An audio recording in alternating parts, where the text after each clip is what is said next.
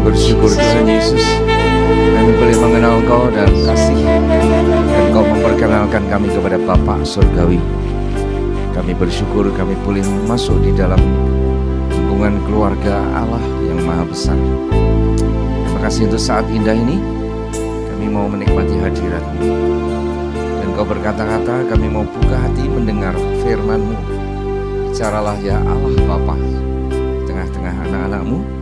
Juga Engkau Tuhan sebagai Tuhan kami. Mari Roh Kudus Engkau juga ikut hadir dalam pertemuan ini dengan pekerjaan-Mu yang indah di dalam hati kami masing-masing. Kami mau mendengar firman dan Engkau meteraikan di dalam hati kami. Berdoa untuk mereka yang masih berada di jalan yang akan ke sini, agar mereka juga tiba, dihantar malaikat tiba dengan cepat bersama-sama kami. Di dalam nama Tuhan Yesus Kristus kami bersekutu bersama-sama. Haleluya. Amin. Shalom. Selamat tahun baru. Saya tidak ingin bicara tentang hal yang berat-berat, karena ini awal tahun bicara tentang berkat. Berapa banyak yang suka diberkati? Oh, baru suka diberkati ya? Itu ketinggalan zaman. Orang yang yakin percaya firman Allah, mengerti firman Allah, Anda bukan diberkati, tinggal di dalam berkat dan mulai memberkati. Amin. Kalau orang yang berharap-harap akan berkat, itu masih kelas yang, oh Tuhan tolonglah kami, bukakanlah tingkap-tingkap langit, curahkanlah berkat-Mu. Itu golongan pengemis, ngemis berkat. Engkau pewaris. Amin. Coba katakan sama-sama. Saya adalah pewaris berkat Allah. Amin. Jadi tinggalnya di mana? Di dalam berkat. Itu daerah tinggal. Saya gambarkan berkat kutuk. Berkat dan kutuk itu dua daerah saja. Orang tinggal di daerah kutuk atau tinggal di daerah berkat. Daerah tinggalmu di mana? Daerah berkat. Amin. Karena apa? Sudah ditebus dari daerah kutuk. Ditebus artinya dibayar lunas, Anda jadi milik yang menebus. Yang menebus Anda tinggalnya di mana? Kerajaan surga, di mana ada berkat. Baca ini sama-sama. 1, 2, 3.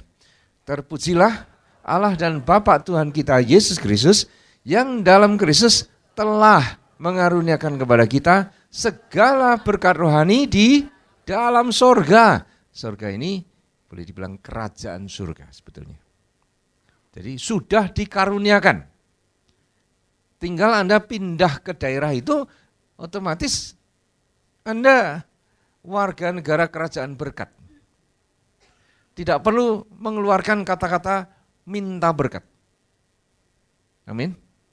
Kalau ada tikus kecemplung di lumbung beras, lalu tikus itu mencicit terus, lapar, lapar, lapar, lapar. Ini pasti tikus buta. Amin. Anda termasuk golongan apa? Tikus yang melek atau tikus buta? Bukan tikus tentunya, anak Allah. Amin. Terpujilah Allah Bapaknya Tuhan kita Yesus Kristus, yang dalam Kristus telah mengaruniakan kepada kita segala berkat rohani di dalam surga. Semua berkat mesti rohani dulu. Semua berkat mesti rohani dulu. Sesuatu yang tersimpan di alam roh yang dikaruniakan kepada Anda. Dan dalam waktu, mungkin menunggu waktu beberapa saat, berkat ini menjelma menjadi hal-hal yang material. Tapi tidak semua berkat harus jadi materi, bukan? Ada banyak berkat-berkat yang bentuknya tetap rohani. Ya, segala macam berkat. Orang dunia tentu orientasinya selalu kepada duit. Waduh, aku dapat berkat. Nah, dapat duit ya. Karena istilah berkat sudah diasosiasikan dengan uang terus. Padahal yang namanya berkat, itu segala berkat yang berbentuk rohani, ada yang menjelma dijadikan materi, entah uang, entah mobil, entah rumah, entah posisi, kedudukan, atau harta warisan apa. Tapi ada juga berkat-berkat yang bentuknya dalam bentuk rohani, segala hikmat, wisdom ya, pengetahuan tentang kerajaan surga. Itu kalau tidak diberkati, tidak diberikan sebagai berkat, tidak nanti Anda terima. Ada orang-orang yang sudah bertahun-tahun jadi orang Kristen tapi tidak mengerti isi firman Allah juga. Kenapa? Coba baca tidak masuk. Karena ada sesuatu yang menutup alam pikirannya. Apa yang menutup? Itu jelas golongan kutuk. Kutuk-kutuk itu memblokir berkat dalam roh. Sehingga ngerti firman Allah saja sukar. Ada orang-orang yang begitu bersih pikirannya, simple minded, hatinya tulus, baca firman langsung dia peroleh begitu banyak hal yang Tuhan nyatakan di dalam itu dan membuat rohnya meningkat. Jadi dari makanan yang sama ada orang yang bisa menyerap sari makanannya, ada yang tidak mampu. Sama seperti itu. Ya, di alam roh juga begitu. Anak-anak Allah itu tinggal di alam berkat, tinggal di daerah berkat, di kerajaan berkat. Sehingga saya pakai istilah. Ini orang-orang yang tinggal di alam berkat ini namanya anak-anak berkat. Children of blessing. Kalau yang masih meminta-minta berkat, oh Tuhan curahkanlah berkat-Mu, ulurkan tangan-Mu. Ini anak-anak pengemis. Tahu jelas ya? Sekarang, yang namanya kutuk. Dimulai sejak pemberontakan manusia dengan makan buah pengetahuan baik dan jahat. Adam dan Hawa diusir keluar dari Taman Firdaus dan tanah dikutuk. Baca dulu ya, 1, 2, 3. Lalu firman-Nya kepada manusia itu, karena engkau mendengarkan perkataan istrimu dan memakan dari buah pohon yang telah kuperintahkan kepadamu, jangan makan daripadanya, maka terkutuklah tanah karena engkau. Dengan bersusah payah, engkau akan mencari rezekimu dari tanah seumur hidupmu.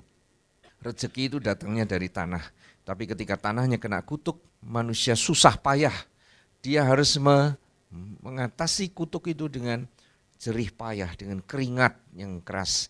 Tapi kalau dipikir kenapa sih kok Adam harus kena kutuk?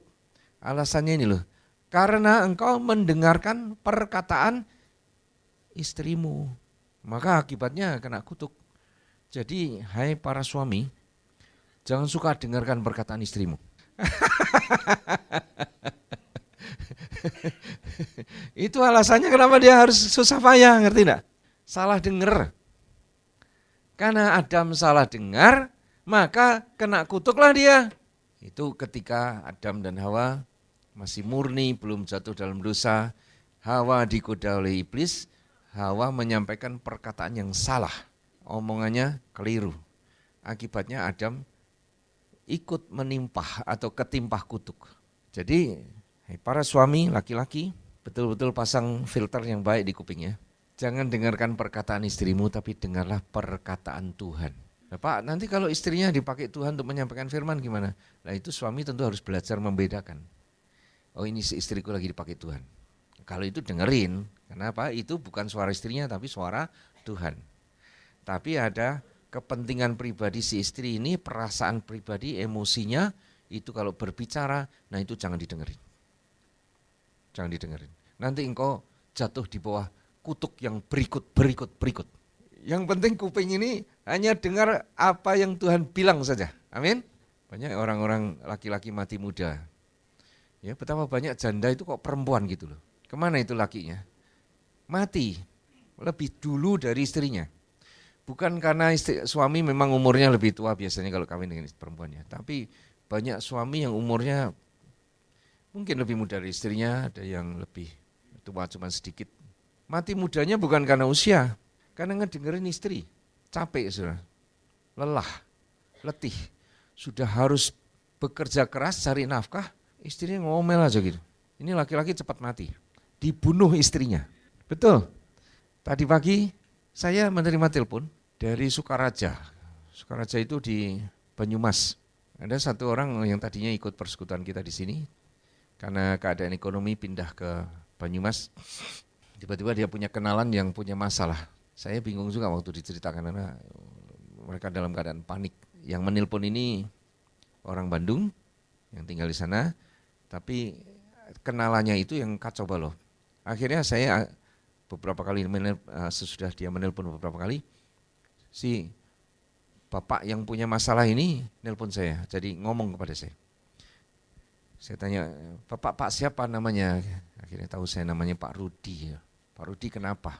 Ini Pak, istri saya, kita sekarang ini sedang ribut sekali. Kalau dia marah Pak, semua dipecah-pecahin. TV barusan